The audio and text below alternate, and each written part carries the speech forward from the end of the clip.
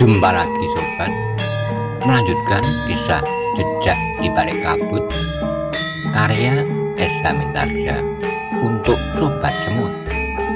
Selamat menikmati, salam sejahtera dan bahagia untuk Anda sekeluarga.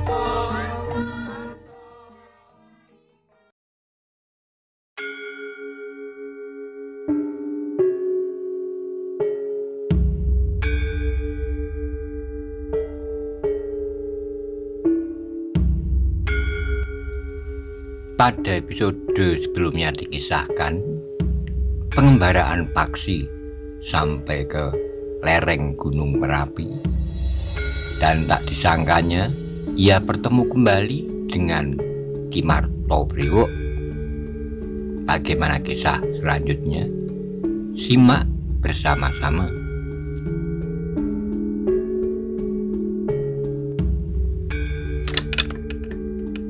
"Kau sangat menjengkelkan," berkata Ki Martobrewo. "Kau tidak nampak takut dan cemas. Sikap itu akan dapat berakibat buruk bagimu." Tapi Paksi tidak menghiraukannya. Paksi justru mempersiapkan dirinya menghadapi segala kemungkinan. Orang yang menyebut dirinya Martobrewo itu pun melangkah semakin dekat. Dengan geram ia berdesis, "Baiklah Paksi, jika kau memang ingin melawan, melawanlah. Aku memang ingin melihat apa yang dapat kau lakukan untuk melindungi dirimu sendiri." Paksi tidak menjawab, tetapi ketika orang berjambang, berkumis dan berjanggut lebat itu mendekatinya, maka Paksi mulai memutar tongkatnya. Martobrewo itu bergeser setapak surut, namun kemudian ia mulai menyerang dengan cepat, menyusup di antara putaran tongkat Paksi. Beberapa saat keduanya bertempur, tongkat Paksi berputaran dengan cepatnya. Sekali-sekali terayun menebas, namun kemudian mematuk dengan cepat ke arah dada. Meskipun demikian, tongkat Paksi tidak segera dapat menyentuh lawannya. Martobrewo mampu bergerak lebih cepat dari ayunan tongkat Paksi, sehingga serangan-serangan Paksi sama sekali tidak dapat menyentuhnya. Tetapi Paksi tidak cepat berputus asa. Selapis demi selapis, Paksi meningkatkan ilmu yang pernah diterimanya selama ia berguru di Pajang. Namun lawannya pun telah meningkatkan ilmunya pula. Ketika tongkat Paksi bergerak semakin cepat, maka orang itu berlompatan semakin cepat pula. Bahkan tubuhnya seolah-olah menjadi semakin ringan. Lompatan-lompatan yang cepat dan kadang-kadang membingungkan, kadang-kadang membuat Paksi tertegun. Sementara itu, ujung malam telah menyelimuti kaki Gunung Merapi. Gumuk kecil itu pun telah disaput oleh warna kelam. Martobrewo semakin lama menjadi semakin garang. Tenaganya seakan-akan menjadi semakin bertambah-tambah. Dengan tidak ragu-ragu, Martobrewo itu telah menangkis dan bahkan kadang-kadang membentur tongkat Paksi dengan tangannya tanpa mengalami kesakitan. Apakah tangannya terbuat dari besi? Pertanyaan itu tumbuh di dalam hati Paksi. Pertempuran itu semakin lama menjadi semakin sengit. Paksi kadang-kadang menjadi kebingungan karena kehilangan lawannya. Lompatannya menjadi semakin tinggi dan cepat. Sekali-sekali orang itu melenting, Paksi menggeram marah. Tetapi lawannya justru berdiri tegak dengan tangan bertolak pinggang. Terdengar Martobrewo itu tertawa. Katanya di sela-sela suara tawanya, "Aku belum mempergunakan jenis-jenis ilmuku yang akan dapat melumatkan jantungmu. Karena itu, hentikan saja perlawananmu yang sia-sia." Paksi tidak menghiraukannya. Ia justru melompat menyerang sambil memutar tongkat kayunya. Dengan demikian, maka pertempuran pun telah berlangsung lagi. Semakin lama menjadi semakin sengit. Dalam pada itu, Paksi yang telah mengerahkan segenap tenaga, kekuatan dan kemampuannya itu mulai merasa betapa tenaganya mulai menyusut. Putaran tongkatnya mulai mengendor, kecepatan gerakannya pun mulai menurun.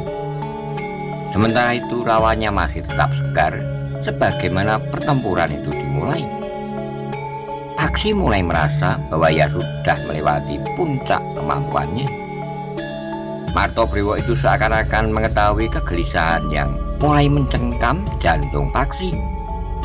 Karena itu, maka Martobrewo itu berkata, "Nah, anak muda, apakah kau masih akan melawan?" Tetapi jawaban Paksi tegas, "Aku tidak akan pernah menyerah apapun yang terjadi. Kematian adalah batas akhir dari sebuah perjuangan untuk mempertahankan diri. Dan itu sama sekali tidak menakutkan aku." "Anak iblis kau terlalu sombong, Paksi. Kau akan menyesali kesombonganmu itu." "Aku tidak pernah berniat untuk menyombongkan diri, tetapi itu adalah sikapku." "Bagus, bersiaplah. Aku sudah memberikan kesempatan yang terakhir. Jika kesempatan itu kau sia-siakan, maka aku akan benar-benar menghancurkan kesombonganmu. Sebelum tubuhmu ditanam sebagai tumba di bawah bangunan induk padepokan yang akan didirikan oleh Resi Jamurake." Paksi sama sekali tidak menjawab, tetapi Paksi telah mempersiapkan diri sebaik-baiknya.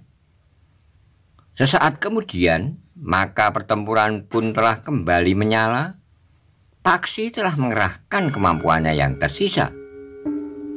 Namun sebagaimanapun juga, serangan-serangannya tetap tidak dapat menembus pertahanan lawannya. Bahkan serangan-serangan Martobrewo itu semakin sering menyentuh tubuhnya.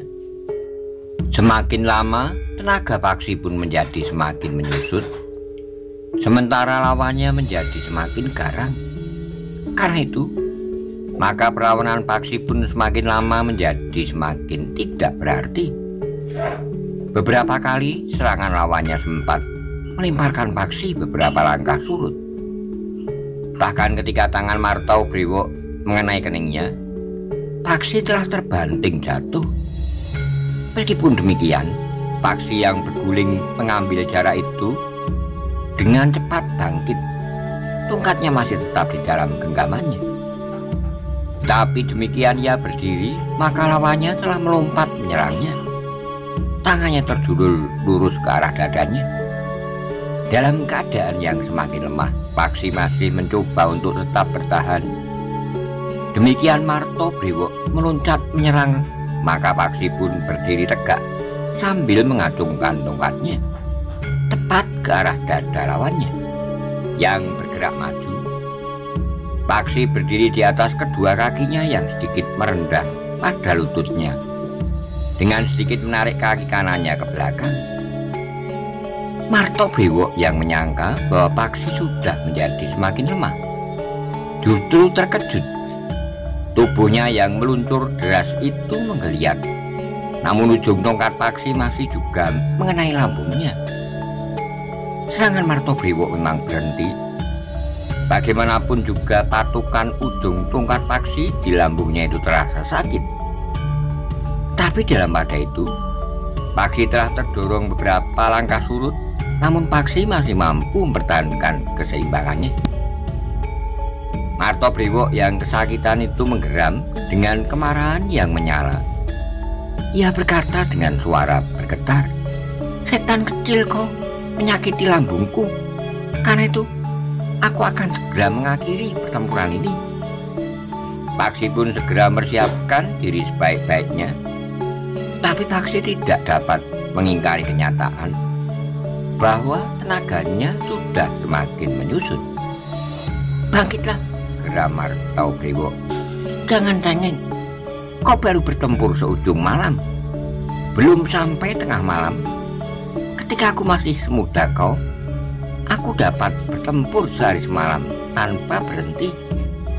Sekarang di umurku yang semakin tua, aku justru sanggup bertempur 3 hari 3 malam." Paksi menggeram, tetapi tenaganya memang sudah benar-benar menyusut. Martobriwo tidak menyambung kata-katanya, tetapi ia mulai menyerang kembali dengan garangnya. Ketika serangan Martobriwo menembus pertahanan Paksi dan langsung mengenai pundaknya, maka tubuh Paksi seakan-akan telah diputar sekali. Paksi terhuyung-huyung. Ia mencoba untuk mempertahankan keseimbangannya. Tapi Martobriwo telah melompat lagi ketika tubuhnya berputar dengan satu ayunan kaki yang keras, tepat mengenai dada Paksi. Maka Paksi benar-benar terlempar dan jatuh terbanting di tanah. Ketika Paksi mencoba untuk bangkit, maka tubuhnya yang lemah itu terhuyung-huyung. Paksi masih mencoba bertelekan pada tongkatnya. Namun serangan yang berikut telah menghantam kening Paksi dengan kerasnya. Paksi benar-benar terpelanting jatuh, hanya karena kelihatan tubuhnya yang menghindarkan kepalanya terbentur batu-batu padas. Tapi ketika Paksi berusaha untuk bangkit, maka matanya menjadi berkunang-kunang. Kepalanya terasa sangat pening, sementara perutnya menjadi mual. Tapi Paksi masih juga memaksa dirinya untuk berdiri. Tongkatnya ikut pula menyangga tubuhnya yang mulai gontai. Martobriwo berdiri beberapa langkah di hadapannya. Suara tertawanya meredak, mengoyak sepinya malam. "Nah, apa katamu sekarang? Kau menyerah?" Tetapi jawaban Paksi tegas, "Tidak, aku tidak akan pernah menyerah." "Kenapa? Bukankah kau sudah tidak berdaya untuk melawan? Atau kau masih mempunyai aji pamungkas yang akan dapat menolong jiwamu?" "Aku tidak menyerah kepada tidak sewenang-wenangan. Aku yakini kebenaran perjuanganku, mempertahankan diriku. Karena itu, aku tidak akan pernah bergeser dari sikapku. Aku akan melawan kesewenang-wenanganmu apapun yang akan terjadi." "Apa yang akan kau pergunakan untuk melawan? Seandainya aku sentuh kau dengan jari-jariku, kau tentu sudah roboh." "Aku tidak peduli. Kau tidak akan dapat membebaskan dirimu. Kau akan mati.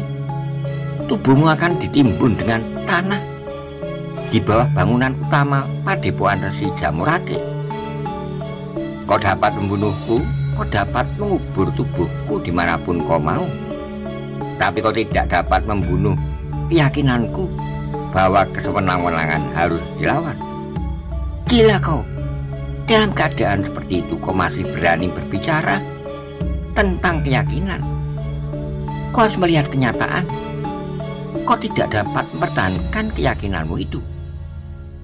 Menurut gelar kewadagan, benar, tetapi keyakinan adalah satu sikap jiwani. Kau tidak dapat membunuh jiwaku."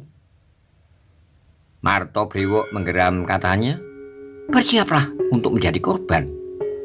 Tubuhmu akan menjadi tumbal tanpa tumbal tubuh seorang anak muda yang memiliki keberuntungan, tapi juga kemalangan seperti kau. Maka bangunan itu tidak akan dapat terwujud dan tidak pula akan dapat mempunyai arti.